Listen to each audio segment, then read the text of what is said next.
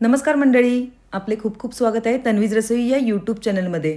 तर तुम्ही आपला आजचा थंबनेल तर बघितलाच असेल। शेंगदाण्यांमध्ये साखर घालून महिनाभर टिकणारा पदार्थ आज आपण येथे करणार आहोत।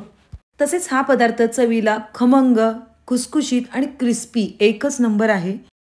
त्यामुळे व्हिडिओ कुठेही स्किप न करता शेवटपर्यंत नक्कीच बघा। चला तर रेसिपीकडे वळूया। तर सगळ्यात पहिले आपण येथे 100 ग्रॅम वजनाने शेंगदाणे घेतलेले आहेत आणि कपाने माप घेतलं तर अर्धा कप एवढं त्याचं मेजर आहे। तर सुरुवातीला शेंगदाणे हे खरपूस भाजून घ्यायचे आहे। त्यासाठी गॅसची फ्लेम ही आपल्याला लो ठेवायची आहे, कारण शेंगदाण्याला आतमध्ये मॉइश्चर खूप असतं। ते जर व्यवस्थित भाजले नाही तर मग त्याचा खवट असा वास येईल। त्यासाठी आपल्याला शेंगदाणे हे व्यवस्थित भाजून घ्यायचे आहेत।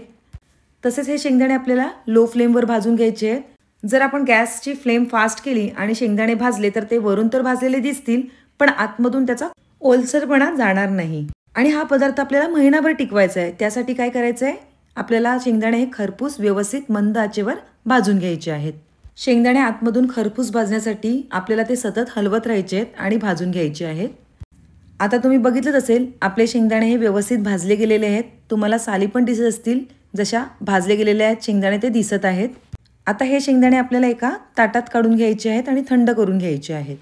तर आपण हे शेंगदाणे ताटात काढून थंड करून घेऊया। तसेच त्याची सालं सुद्धा काढून घ्यायची आहेत।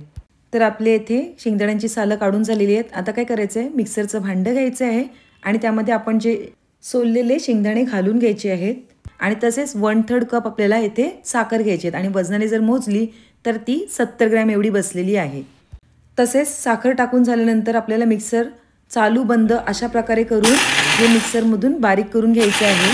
कारण जर आपण एकदम जर चालू केलं ना मिक्सर, तर मग आपल्या शेंगदाण्यांना तेल सुटेल आणि आपलं बॅटर हे एकदम चिकट होऊन जाईल। त्यासाठी आपल्याला मिक्सर चालू बंद करून व्यवस्थितपणे हे मिक्स करून घ्यायचं आहे, म्हणजेच वाटून घ्यायचं आहे। तसंच मिक्सरच्या बुडाला शेंगदाणे चिटकायला नको यासाठी थोडं थोडं मध्ये हलवून सुद्धा घेऊया।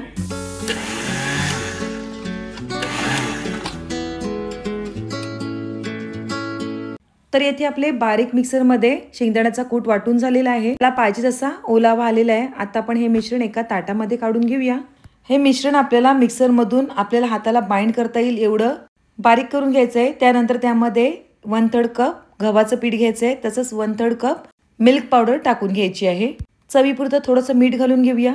तसेच 2 टेबलस्पून एवढं बेकिंग पावडर घालून घेऊया। हे सर्व घालून झाल्यानंतर आपल्याला 2 टेबलस्पून तूप घालून घ्यायचं आहे यामध्ये। तर इथे आपण 2 टेबलस्पून तूप घालून घेतलेलं आहे। आता हे मिश्रण आपल्याला हाताच्या साहाय्याने मिक्स करून घ्यायचं आहे। आपल्याला एकदम जास्त पण त्याला पिठासारखं आवळून मळायचं नाही आहे, तर वरच्यावर आपल्याला मळून घ्यायचं आहे। नाहीतर मग काय होईल, आपल्या हाताच्या उष्णतेने आणि शेंगदाण्यांच्या हीटने हे मिश्रण जास्त पातळ होऊन जाईल। त्यामुळे आपल्याला हे मिश्रण मिक्स करताना वरच्यावर हाताने मिक्स करून घ्यायचं आहे। तोपर्यंत तुम्ही जर आपल्या चॅनलवर नवीन असाल तर आपल्या या चॅनलला म्हणजे तन्वीज रसोई या यूट्यूब चॅनलला लाईक, शेअर आणि सबस्क्राईब करायला अजिबात विसरू नका। आणि तसेच बाजूला असलेल्या बेल आयकॉनवर प्रेस करायला विसरू नका, म्हणजे जेव्हा जेव्हा मी काही नवीन पदार्थ बनवेल ते तुम्ही सगळ्यात पहिले बघू शकाल। अर्धा चमचा वेलची पावडर यामध्ये घालून घेऊया आणि पुन्हा सर्व मिश्रण मिक्स करूया। आता हे मिश्रण मला थोडंसं कोरडं वाटते, तर त्यासाठी आपण त्यामध्ये थोडंसं तूप घेऊया। आपल्याला मिश्रण वळता येईल एवढं आपल्याला व्यवस्थित मळून घ्यायचं आहे। तर हे मिश्रण मला हाताला थोडंसं कोरडं वाटते, तर काय करायचं आहे, मिक्सरमध्ये पुन्हा हे थोडंसं मिश्रण घालून घ्यायचं आहे आणि एक फेरा फिरवून घ्यायचं आहे, म्हणजे थोडंसं ओलसर होईल ते। तसेच गरज लागल्यास थोडंसं तूप घातलं तरी चालेल, पण या ठिकाणी मी यामध्ये तूप घातलेले नाही आहे, फक्त मिक्सरमधूनच फिरवून घेतलेलं आहे। तर तुम्ही आता बघू शकाल आपला मस्तपैकी येथे गोळा मळून तयार झालेला आहे। तर आता आपल्याला याचे छोटे छोटे गोळे करून घ्यायचे आहेत पेढ्याच्या आकाराचे। आता तुम्हाला थोडाफार तर अंदाज आला असेल की आपण येथे काय बनवत आहोत। तर या मिश्रणाचे आपण छोटे छोटे असे गोळे करून घेऊया। हे बघा, एवढ्या आकाराचे आपले असे पेढ्याच्या आकाराचे गोळे असले पाहिजे। तर आपण येथे आज काय करणार आहोत, नानकट करणार आहोत। तर अशा प्रकारे आपण सगळे गोळे करून घेऊया। तसेच ही रेसिपी मी तुम्हाला घरच्या घरी कढईमध्ये नानकट कशी बनतील हे सुद्धा दाखवणार आहे आणि ओव्हनमध्ये सुद्धा किती टेम्परेचरवर आणि किती वेळ ठेवायचे ते सुद्धा सांगणार आहे। आपण गोळे करतच आहोत। तसेच आता एक डिश घेऊन त्यावर बटर पेपर ठेवलेला आहे आणि त्यावर सगळीकडे तूप लावून घेऊया ब्रशच्या साहाय्याने, म्हणजे आपली नानकट व्यवस्थित बेक होतील आणि चिटकणार सुद्धा नाही। तर येथे आपण सगळीकडे व्यवस्थितपणे तूप लावून घेतलेलं आहे। तर मी सगळी बनवून घेतलेली नानकट ती सर्व ह्यावर व्यवस्थितपणे डिस्टन्स ठेवून घेऊया।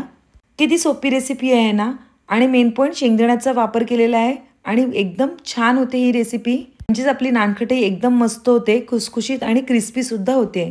तर येथे सर्व नानकटं मी व्यवस्थितपणे डिस्टन्सवर ठेवून घेतलेली आहे. आता यावर डेकोरेट करण्यासाठी मी पंपकिन सीड्स लावून घेते, म्हणजेच भोपळ्याचे बिया लावून घेते. जर तुमच्याकडे काजू बदाम पिस्ता असेल तर ते सुद्धा लावले तरी चालेल. तर सर्व बिया व्यवस्थितपणे लावून घेऊया आणि त्यावर थोडासा प्रेस देऊया, म्हणजे त्या व्यवस्थितपणे चिटकून राहतील. किती छान दिसतात ना आपले नानकटं. तर एका बाजूला मी कढईमध्ये एक डिश ठेवलेली उपडी आणि 5 ते 10 मिनिटं तिला गरम करून घेतलेली आहे. आता हे जे प्लेट आहे ती आपल्याला या कढईवर ठेवून द्यायची आहे. तसेच ही बिस्किट आपल्याला जवळ 12 ते 15 मिनिटं अशीच ठेवून द्यायची आहेत बेक करण्यासाठी. आता आपण ही बिस्किटं ओव्हनमध्ये कशा प्रकारे ठेवायची ते बघून घेऊया. तर त्यासाठी मी ओव्हनची प्लेट घेतलेली आहे, त्यावर बटर पेपर ठेवलेला आहे आणि ज्याप्रमाणे डिशमध्ये बटर पेपर घेऊन त्याला तूप लावून घेतलं त्याप्रमाणेच आपल्याला या बटर पेपरला सगळीकडे तूप लावून घ्यायचं आहे.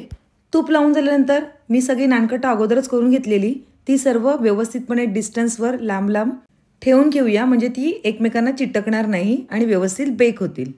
खरंच नानकट दिसायला सुद्धा खूप छान दिसत आहेत आणि टेस्टला सुद्धा खूप छान लागणार आहेत. तर आपण आपली सगळी नानकटं OTG ओव्हनमध्ये ठेवून घेऊया. तसेच ओव्हनमध्ये ठेवल्यानंतर आपल्याला त्याचं टेम्परेचर हे 170 डिग्री सेंटीग्रेड ठेवायचं आहे आणि तसेच आपल्याला ती 15 मिनिटांसाठी बेक करायची आहेत. त्यासाठी ऑलरेडी मी अगोदर 5 मिनिटं प्रीहीट करून घेतलेला ओव्हन.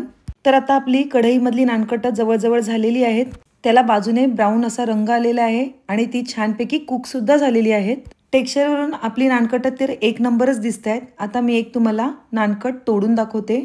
बघितलं ना, व्यवस्थित बेक झाले आहेत आणि खूप छान सुद्धा झालेले आहेत. आतमधून सुद्धा एकदम व्यवस्थित छान झालेले आहेत. तसेच आपले OTG ओव्हनमधले सुद्धा नानकटाई म्हणजेच कुकीज तयार झालेले आहेत, ते सुद्धा मी तुम्हाला तोडून दाखवते. ते सुद्धा एक नंबर झालेले आहेत.